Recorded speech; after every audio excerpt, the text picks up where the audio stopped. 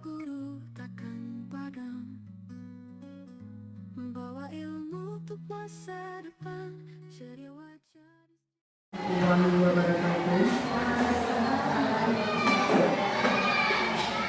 Puji syukur kita ucapkan kehadirat Allah Subhanahu wa Ta'ala yang telah memberikan kita rahmat dan karunia-Nya sehingga kita dapat melaksanakan kegiatan kita siang ini.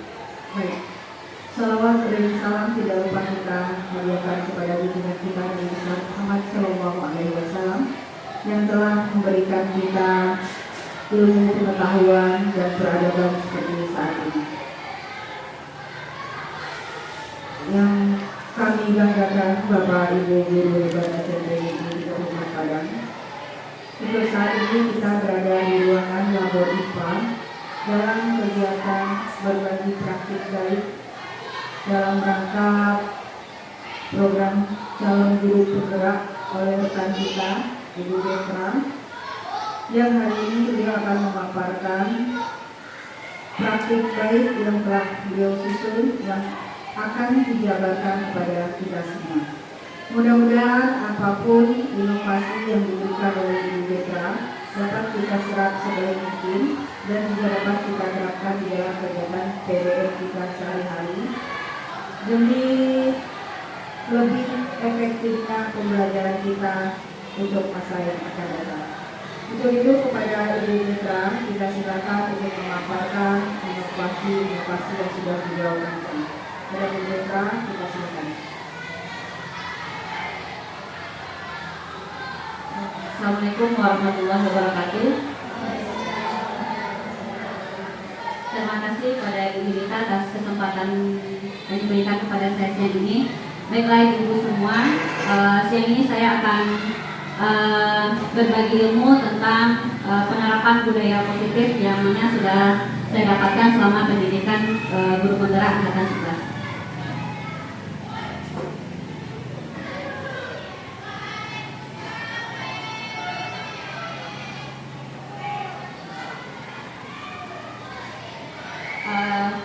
Dari tujuan pendidikan, menurut Ki Hajar Dewantara, tujuan pendidikan adalah menuntun segala kodrat yang ada pada anak-anak agar mereka dapat mencapai keselamatan dan kebahagiaan yang setinggi-tingginya. Nah, baik sebagai manusia maupun sebagai anggota masyarakat. Oleh sebab itu, pendidikan hanya dapat menuntun tumbuh atau hidupnya kekuatan kodrat yang ada pada anak-anak agar dapat memperbaiki perilakunya bukan dasarnya, hidup dan tumbuhnya kekuatan kodrat anak tersebut. Nah, ini tujuan dari pendidikan menurut Ki Hajar Dewantara. Dari tujuan pendidikan tersebut diharapkan mampu menimbulkan budaya positif dimanapun anak tersebut berada. Nah, budaya positif tersebut awal mulanya berada itu di lingkungan sekolah, lingkungan kedua bagi peserta didik. Budaya positif di sekolah yaitu nilai dan kebiasaan di sekolah yang berpihak kepada murid supaya mereka dapat berkembang menjadi pribadi yang kritis, penuh hormat dan bertanggung jawab sesuai dengan definisi yang sudah dijelaskan atau diwakilkan melalui profil pelajar Pancasila. Ada beberapa konsep utama budaya positif, di antaranya ada 7 poin yang terangkum di dalam konsep utama budaya positif. Yang pertama ada perubahan paradigma belajar, yang kedua ada disiplin positif, yang ketiga ada kebutuhan dasar manusia, keempat motivasi perilaku manusia, 5 keyakinan kelas, 6 restitusi posisi kontrol guru, dan yang terakhir segitiga restitusi. Di dalam dunia pendidikan ada beberapa perubahan paradigma belajar. Nah, dalam membangun budaya positif, sekolah dapat menyediakan lingkungan yang positif, aman dan nyaman agar peserta didik atau siswa mampu berpikir, bertindak dan menciptakan dengan merdeka, mandiri dan bertanggung jawab. Kemudian perubahan berikutnya, disiplin sangat berkaitan dengan kontrol guru terhadap siswa.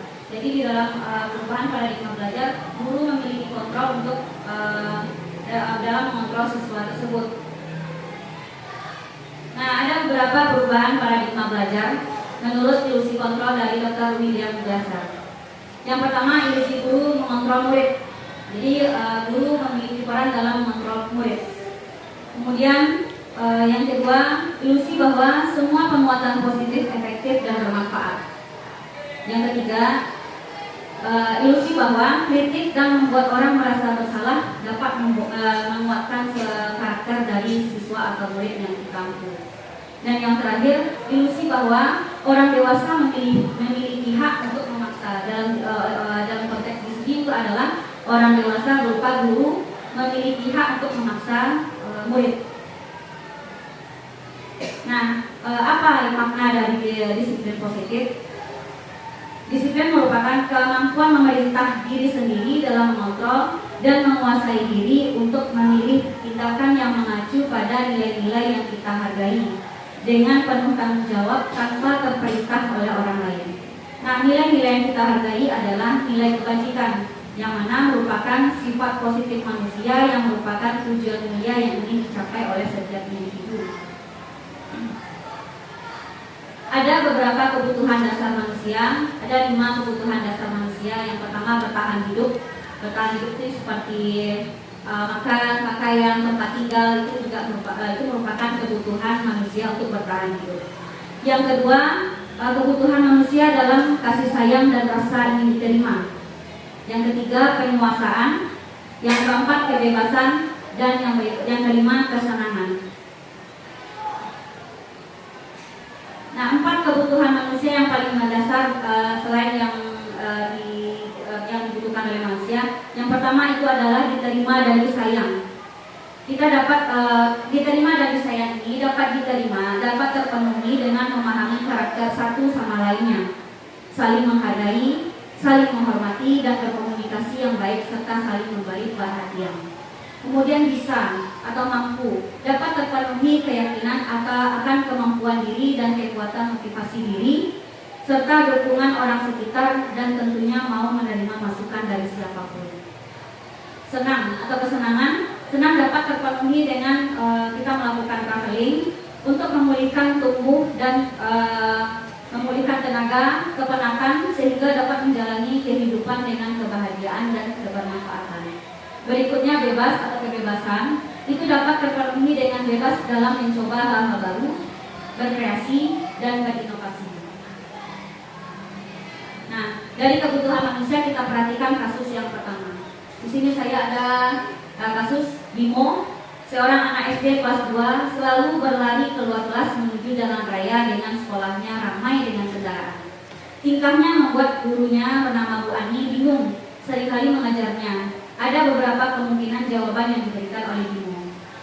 Nah, menurut ibu-ibu yang hebat semuanya, ketika Bimo mengeluarkan pendapatnya bahwa ketika dia berlari ke jalan raya, si Bimo ini dia berujar, "Ibu kejar aku karena ibu sayang aku." Nah, menurut ibu-ibu hebat semua, apakah ujaran yang dilontarkan oleh Bimo, "Ibu kejar aku karena ibu sayang aku," itu termasuk ke dalam penguasaan, cinta dan kasih sayang, kesenangan, atau kebebasan? Cinta dan kasih sayang. Berarti kita sepakat dan Bimo berujar, "Ibu kejar aku karena ibu sayang aku," itu termasuk dalam bentuk kasih sayang. Iya. Kemudian dengan kasus yang sama, tapi kalau Bimo memberikan respon seperti, "Aku hebat kan, bisa bikin ibu guru kejar aku," itu termasuk kemana kira-kira menurut ibu hebat semua? Termasuk penguasaan, kebebasan. Bagaimana dia berujar, "Aku hebat kan, bisa bikin ibu guru ngejar aku." Masuk ke, bisa ibu jelaskan, masuk ke kesenangan atau? Terima kasih. Menurut pendapat saya itu masuk kesenangan karena dia merasa senang ibu gurunya mau mengejar dia. Jadi artinya puas. Tidak hanya dia lari, tapi ibu gurunya juga gara-gara dia mau mengejar dia. Terima kasih. Apakah ada yang berbeda pendapat? Ada yang berbeda pendapat? Sepakat kalau ini termasuk ke dalam kesenangan. Iya. Baik, kita coba dengan ujaran berikut. Dengan Bimo berujar, "Aku bosan belajar mewarnai terus di dalam kelas." Itu termasuk kemana? Apakah dia masuk ke penguasaan, cinta dan kasih sayang, kesenangan, atau kebebasan? Aku bosan belajar mewarnai terus di dalam kelas. Masuk ke kebebasan. Baik, terima kasih. Nah, yang terakhir, ketika Bimo berujar, aku senang main kejar-kejaran dengan ibu guru, seru. Kira-kira termasuk mana? Aku senang main kejar-kejaran dengan ibu guru, seru.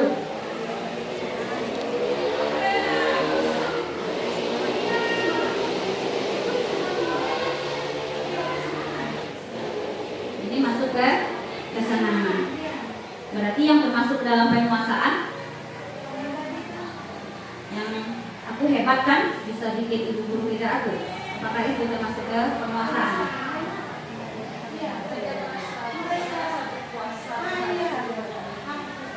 Karena si Bimo merasa berkuasa terhadap ibu gurunya. Ya, inilah salah satu bentuk contoh di dalam lingkungan kita di sekolah. Ketika siswa memiliki tipe yang berbeda-beda dan mereka ingin menunjukkan kalau dia butuh salah satu dari kontrol manusia tersebut, dari kebutuhan tersebut. Nah, apa motivasi dari perilaku manusia? Motivasi itu adalah dorongan yang timbul pada diri seseorang secara sadar maupun tidak sadar untuk melakukan sesuatu tindakan dengan tujuan tertentu. Jadi dapat kita ambil kesimpulan, kalau Bimo melakukan tindakan tersebut, dia secara sadar atau tidak tujuannya ada dari tindakan dia lari keluar kelas. Nah, dari motivasi dia melakukan hal tersebut, itu dapat terangkum dari ada dua. Yang pertama motivasi intrinsik dan yang kedua ada motivasi ekstrinsik. Motivasi intrinsik yaitu keinginan dari diri seseorang manusia yang berasal dari dalam dirinya, berarti dorongan dari dalam diri. Sementara motivasi ekstrinsik yaitu keinginan diri seseorang yang berasal dari dorongan-dorongan dari luar, berarti faktor yang mempengaruhi dari luar diri peserta didik tersebut. Nah, semua perilaku memiliki tujuan. Ada beberapa teori motivasi perilaku manusia. Ada motivasi eksternal, ada motivasi internal. Nah, motivasi eksternal itu contohnya itu adalah yang pertama, untuk menghindari ketidaknyamanan atau hukuman apa yang akan terjadi apabila saya tidak melakukannya. Berikutnya yang kedua, motivasi eksternalnya untuk mendapatkan imbalan dari orang lain atau institusi. Berarti mereka mengharapkan imbalan apa yang akan saya dapatkan apabila saya sudah melakukannya. Nah, kalau motivasi internal itu tujuannya lebih ke disiplin positif. Contohnya untuk menghargai diri sendiri, seperti saya akan menjadi orang seperti apa apabila saya melakukannya. Nah, itu berarti motivasi internal. Nah, motivasi tersebut dapat kita wujudkan di dalam kelas melalui keyakinan kelas. Dorongan yang timbul pada diri seseorang secara sadar maupun tidak sadar untuk melakukan suatu tindakan dengan tujuan tertentu. Nah, keyakinan kelas ini adalah nilai-nilai kebajikan yang mengandung nilai kebaikan atau prinsip-prinsip universal yang disepakati bersama secara universal, lepas dari perbedaan agama, suku, negara, dan bahasa. Sementara menurut dosen, suatu keyakinan akan lebih memotivasi seseorang dari dalam atau intrinsiknya. Seseorang akan lebih bersemangat untuk menjalankan keyakinannya daripada hanya sekedar mengikuti sebuah peraturan. Nah, ini ada beberapa perbedaan antara peraturan dengan keyakinan kelas. Contoh peraturan itu bahasa yang digunakan adalah bahasa yang lebih mengarah ke agak negatif. Contoh jangan, langsung ke kata jangan. Sementara keyakinan dapat kita perhalus dengan kata atau kalimat yang lebih positif. Contoh peraturan, selalu kembalikan buku ke tempatnya. Nah, kalau bentuk keyakinan kelasnya itu adalah berbentuk tanggung jawab. Kemudian yang kedua, dilarang mengganggu orang lain. Itu salah satu bentuk keyakinan kelasnya, itu adalah menghormati orang lain dan diri sendiri. Yang ketiga, hadir di sekolah 15 menit sebelum pembelajaran dimulai. Itu contoh dari keyakinan kelasnya adalah menghormati orang lain, kemudian disiplin, komitmen pada tujuan. Dilarang melakukan kekerasan. Ini keyakinan kelasnya dapat berupa keselamatan dan menghormati orang lain. Bergantian atau menunggu giliran itu termasuk dalam keyakinan jenis menghormati orang lain serta kesabaran. Gunakan masker itu lebih ke keyakinan berupa kesehatan dan keselamatan. Jangan berlari di kelas atau koridor. Ini salah satu bentuk dari keselamatan dan keamanan pada poin keyakinan kelas. Nah, Untuk pembentukan keyakinan kelas itu lebih bersifat lebih abstrak daripada peraturan. Kalau peraturan ini lebih rinci dan konkret. Keyakinan kelas berupa pernyataan universal. Kemudian yang ketiga, pernyataan keyakinan kelas dibuat dalam bentuk positif, kalimat-kalimat yang positif, tidak langsung melarang anak tersebut. Kemudian yang kelima, keyakinan kelas sesuatu yang dapat diterapkan di lingkungan sekolah atau di kelas. Keyakinan kelas hendaknya tidak terlalu banyak sehingga mudah diingat dan dipahami. Jadi jangan terlalu banyak, tapi kita langsung ke inti dari keyakinan kelas tersebut sehingga murid dapat mengingat langsung apa keyakinan kelas yang telah kita sepakati bersama. Kemudian adanya kontribusi seluruh warga kelas dalam pembuatan keyakinan kelas tersebut. Jadi kita libatkan siswa dalam pembuatan keyakinan kelas, apa kira-kira yang membuat mereka nyaman dan aman ketika belajar di dalam kelas. Jadi libatkan siswa dalam pembuatan keyakinan kelas. Dan terakhir, bersedia meninjau kembali keyakinan dari waktu ke waktu. Jadi adanya refleksi atau kita tinjau ulang siswa dalam jangka waktu tertentu sehingga bentuk dari keyakinan kelas tersebut dapat tercapai dengan baik. Nah, ini ada contoh keyakinan kelas yang bisa kita ambil untuk kita terapkan di dalam kelas. Kebersihan kelas menjadi tanggung jawab bersama, saling menghargai, hadir di kelas tepat waktu, dan aktif dalam kegiatan pembelajaran. Kemudian kita lanjut dengan adanya keyakinan kelas tersebut, itu juga adanya peran dari guru. Nah, guru di sini itu memiliki beberapa posisi kontrol guru. Ada 5 posisi kontrol guru. Yang pertama sebagai penghukum, yang kedua sebagai pembuat merasa bersalah, yang ketiga sebagai teman, yang keempat kontrol guru sebagai seorang pemantau, dan yang kelima kontrol guru sebagai seorang manajer. Nah, posisi kontrol guru ini ada beberapa pernyataan, contoh, saya kecewa sekali dengan kamu. Nah, yang mengatakan, guru yang mengatakan tersebut akan membuat siswa itu akan merasa bersalah terhadap apa yang dia buat. Kemudian yang kedua, kamu tidak pernah benar melakukannya. Berarti kita langsung mencap kalau anak tersebut betul-betul melakukan sebuah kesalahan, sehingga terkesan kalau kita langsung menghukum anak tersebut. Kemudian pernyataan berikut, ayolah lakukan demi ibu atau bapak. Nah, berarti mengajak atau merangkul anak sebagai seorang teman. Kemudian yang berikutnya, apakah kamu mau mendapatkan stiker bintang hari ini? Nah, itu berarti contoh kalimat guru sebagai seorang pemantau. Berikutnya, bagaimana kamu bisa menyelesaikan masalah ini? Nah, itu berarti kita memberikan umpan balik kepada anak tersebut terhadap masalah yang dia buat. Ini posisi kontrol sebagai guru, sebagai seorang manajer.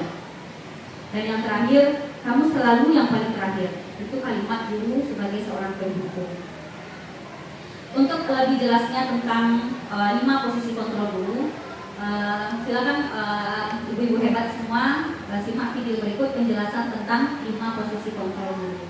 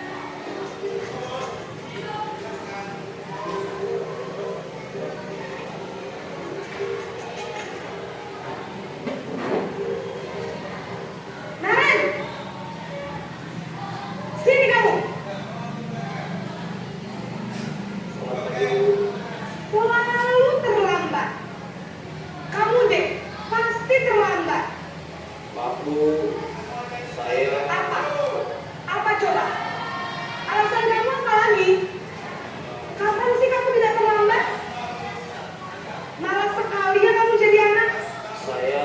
Dasar pemalas. Gak kapok-kapok sih kamu. Sudah berapa kali terlambat? Sana, kamu keliling lapangan basket 2 kali. Kenapa saya harus keliling lapangan basket, Bu? Kenapa? Kamu melawan ibu. Berani-beraninya jawab. Sudah terlambat, masih berani jawab pula. Sekarang, keliling lapangan basket 5 kali sekalian. Biar kapok. Cepat. Pergi sana ke lapangan basket. Posisi pemukul biasanya berbicara dengan nada tinggi, menghardik, menunjuk-nunjuk, menyakiti, dan menyindir. Hukuman bisa berupa fisik maupun psikis. Ibu dan bapak guru hebat. Dampak yang terjadi pada murid ketika guru berada pada posisi pemukul adalah murid cenderung akan memberontak, bahkan menyimpan dendam.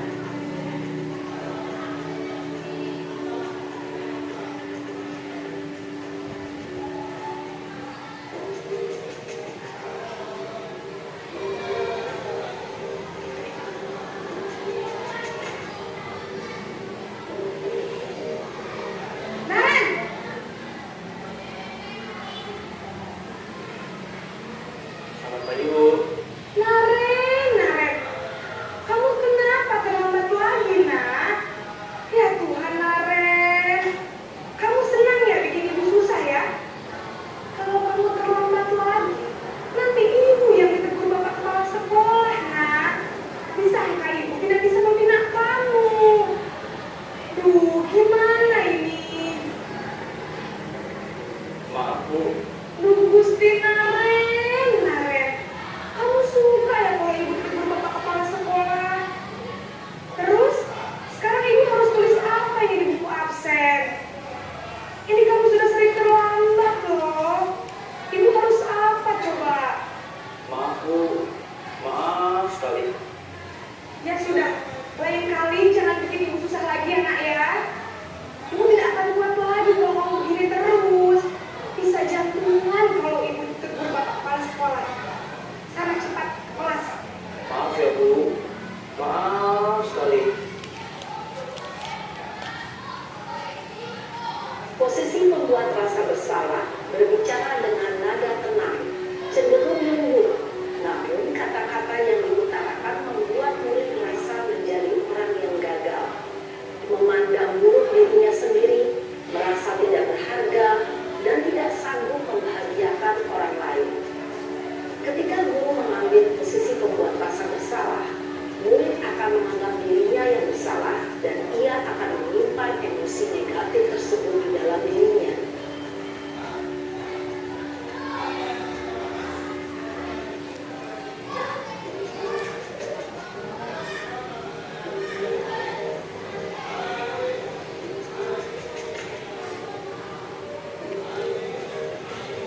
Naren!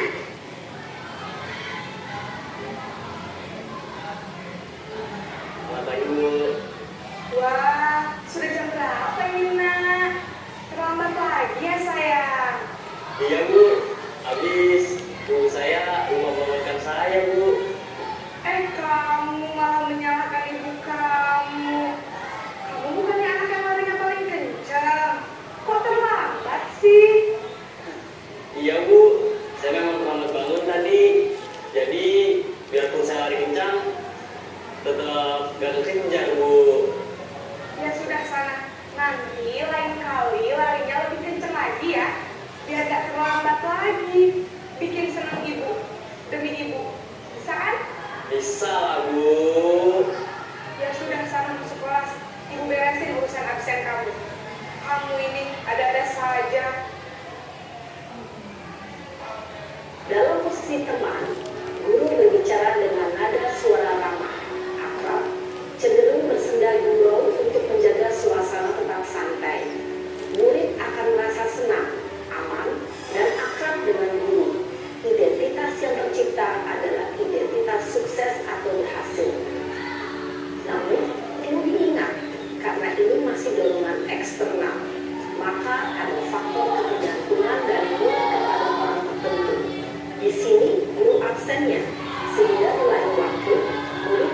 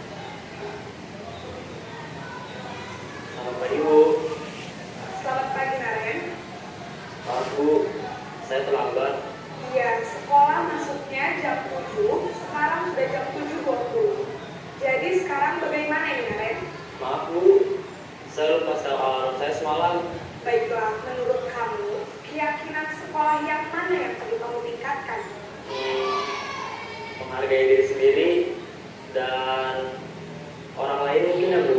Setuju. Jadi, apakah Naren meyakini prinsip saling menghormati tersebut? Iya Bu, saya meyakininya. Apakah Naren bersedia memperbaiki masalah keterlambatan ini? Bersedia Bu. Bagaimana kamu akan perbaiki masalah keterlambatan ini? Saya akan coba untuk tidak lupa menyetel alarm saya Bu. Baik, kalau Naren lupa menyetel alarm di rumah, ada orang yang kira-kira bisa bantu mengingatkan tidak? Ada Bu, kakak saya, Kak Emma. Ada lagi selain Kak Emma? Selain Kak Emma, ada ibu saya. Baik, jadi yang mengingatkan Naren adalah Kak Emma dan ibu kalian. Kira-kira akan mulai start alarm kapan nih Naren? Setelah pulang sekolah, akan segera saya lakukan. Baik, jadi Naren akan setel alarm untuk bangun besok pagi dan akan diingatkan oleh kakak dan ibunda Naren ya. Ada lagi yang mungkin perlu dilakukan Naren agar tidak terlambat bangun lagi? Tidak ada Bu. Baik Naren, terima kasih untuk kerjasama kamu. Sekarang kamu perlu kembali ke kelas untuk belajar. Baik Bu, terima kasih. Posisi manajer adalah posisi kontrol yang disarankan untuk membimbing murid memiliki sikap disiplin yang positif, yaitu murid yang mandiri, bertanggung jawab, dan dapat memecahkan masalah. Tujuan dari posisi ini adalah agar murid dapat berefleksi atas tindakannya. Guru akan dengan tulus memberikan pertanyaan-pertanyaan bermakna, sehingga membuat murid dapat belajar dari kesalahannya dan mencari sebuah solusi untuk menyelesaikannya. Ibu dan Bapak guru hebat, setelah mengamati adegan kelima posisi kontrol tadi, kira-kira posisi mana yang paling ideal? Posisi mana yang dapat menunjang motivasi intrinsik murid? Ya, tentu posisi manajer. Posisi ini memang posisi ideal dan ingin dituju setiap pendidik. Pada posisi inilah, guru dapat menerapkan disiplin positif yang berpihak pada murid, yang memerdekakan murid. Perjalanan seorang pendidik tentunya tidak mudah untuk sampai pada posisi seorang manajer. Namun, tujuan kita pasti, yaitu menciptakan murid-murid yang mandiri, merdeka, dan bertanggung jawab. Semoga Ya, dari penjelasan tadi, maka posisi yang tepat bagi kita seorang guru adalah posisi guru sebagai seorang manajer. Yang mana tujuannya adalah dengan bahasa yang tidak terlalu lama, namun tegas, dan itu dapat mengarahkan peserta didik untuk lebih mengeluarkan kemampuan atau rasa tanggung jawab dalam dirinya, bukan atas dorongan orang lain, tapi memang dari dirinya sendiri. Baik, kita coba untuk memperhatikan kasus berikut. Kita tentukan mana posisi yang tepat guru yang ada di dalam kasus berikut. Pada hari Senin, Pak Harun tidak masuk sekolah. Pak Harun merupakan guru matematika. Saat itu, Bu Wati menggantikan Pak Harun. Bu Wati baru 1 tahun menjadi guru SMP. Beberapa murid perempuan, Vivi dan Natali, mengetahui hal ini dan mulai menggunakan kesempatan untuk bersikap seenaknya, tertawa, dan tidak mengindahkan kehadiran Bu Wati. Bu Wati mencoba menyapa Vivi dan Natali dengan ramah sambil mengingatkan untuk tetap fokus pada tugasnya. Ayolah, tugasnya dikerjakan, nanti ibu ditegur Bapak Kepala Sekolah kalau kalian tidak mengerjakannya. Tolong bantu ibu ya. Namun Vivi dan Natali malah jadi ketawa. Ah, itu santai aja Bu. Mereka tetap tidak mengerjakan tugas dan malah mengobrol. Nah, kira-kira posisi yang bagaimana yang diambil oleh Ibu Vivi, oleh Ibu Wati untuk mengatasi permasalahan Vivi dan Natali? Kira-kira menurut Ibu Guru Hebat, posisi yang bagaimana yang diperankan oleh Bu Wati untuk mengatasi masalah antara Lili, Vivi, dan Natali?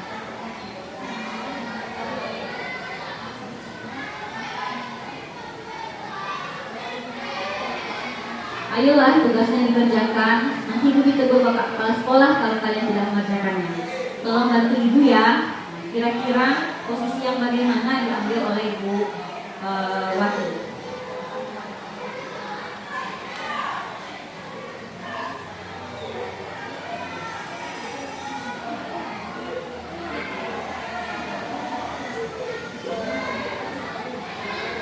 terima kasih. Kalau yang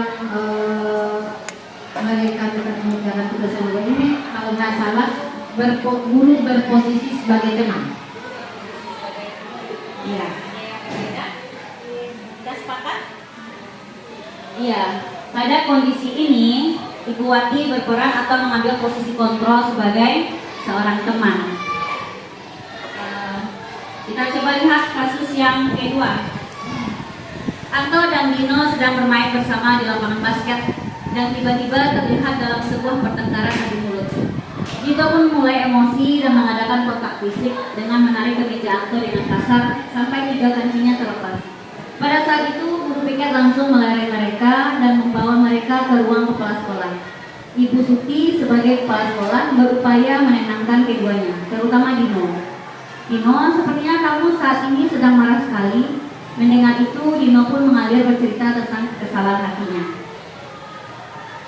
Ibu Suti pun melanjutkan bahwa membuat kesalahan adalah hal yang manusiawi dan bahwa mempertahankan diri adalah hal yang penting. Namun, meminta Dino memikirkan cara lain yang mungkin lebih efektif karena saat ini Dino berada di ruang kepala sekolah. Ibu Suti melanjutkan bertanya tentang keyakinan sekolah yang disepakati, serta apakah Dino bersedia memperbaiki kesalahan yang telah dilakukan terhadap Anto. Dino pun akhirnya perlahan mengangguk. Kemudian Ibu Suti balik bertanya kepada Anto, hal apa yang bisa dilakukan Dino untuk memperbaiki masalah? Anto menjawab, saya perlu kancing saya diperbaiki, Bu. Ibu saya akan sangat marah kalau lihat kancing baju saya sampai copot 3 kancing begini. Ibu Suti pun kembali bertanya ke Dino, apakah yang akan dia lakukan untuk menggantikan 3 kancing Anto yang terlepas? Dino berpikir sejenak, namun menjawab, wah, tidak tahu, Bu. Saya lem kembali mungkin ya, Bu. Ibu Suti berpikir sebentar dan menanggapi, kalau dilem akan mudah terlepas kembali, Dino. Bagaimana kalau kamu menjahitnya saja? Bersediakah kamu? Dino tampak ragu-ragu dan menanggapi, menjahit? Mana saya tahu bagaimana menjahit, Bu? Ibu Suti meneruskan, apakah kamu bersedia belajar menjahit? Dino berpikir sejenak, memandang ke meja Anto dan menanggapi, yang mengajari saya siapa, Bu? Dengan cepat Ibu Suti menjawab, Pak Irfan, guru tata busana. Dino kembali diam sejenak, memandang ke meja Anto yang tanpa kancing. Akhirnya Dino mengangguk tandas menyetujui dan sepanjang siang itu Dino belajar menjahit dan memperbaiki kemeja Anto. Terakhir kali mereka terlihat kedua anak laki-laki tersebut, Dino dan Anto, pada jam pulang sekolah. Mereka sudah bercengkrama dan bersenda gurau kembali. Nah, menurut ibu-ibu hebat, sebagai posisi apakah Ibu Suti dalam kasus 2 tersebut?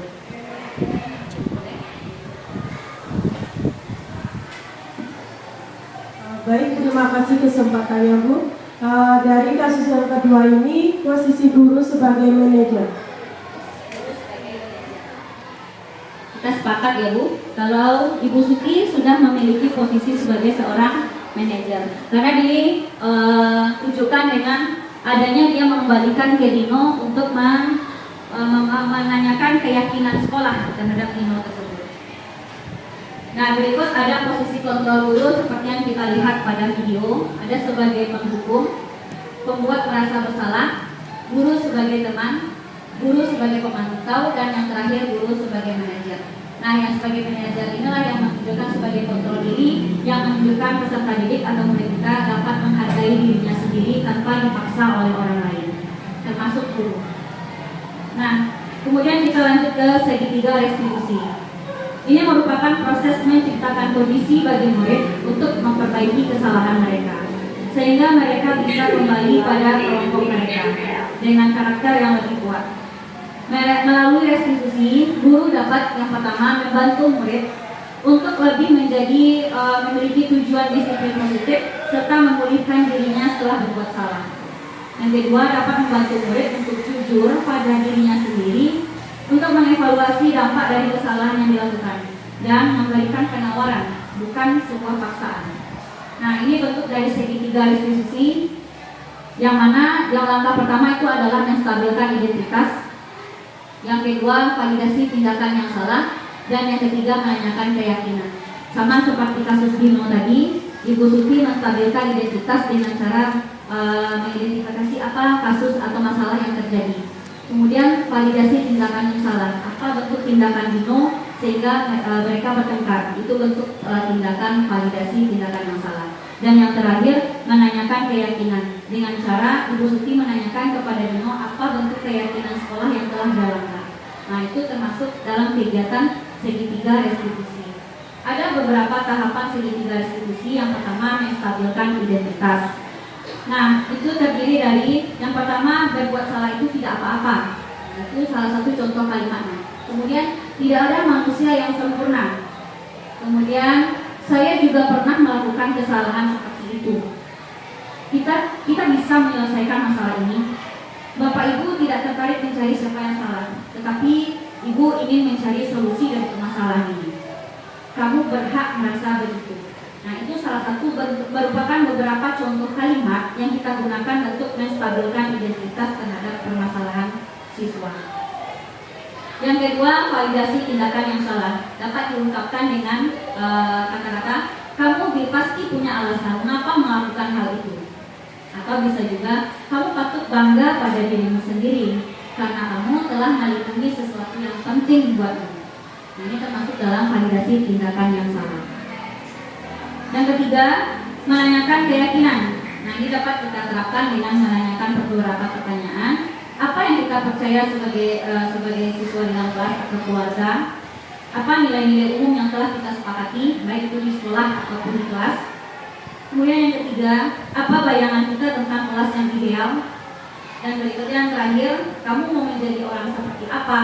Nah, itu merupakan salah satu bentuk pertanyaan-pertanyaan sederhana yang digunakan untuk menanyakan keyakinan kepada peserta didik terhadap kesalahan yang telah mereka buat. Sehingga peserta didik bisa mengkoreksi kembali apa kira-kira keyakinan yang sudah dia langgar dan memastikan keyakinan tersebut kepada gurunya. Nah, demikianlah presentasi saya tentang budaya positif yang saya dapat selama pendidikan guru penggerak. Terima kasih kepada ibu-ibu hebat semua. Semoga apa yang saya jabarkan siang ini dapat bermanfaat bagi kita semua. Akhir kata, Assalamualaikum warahmatullahi wabarakatuh.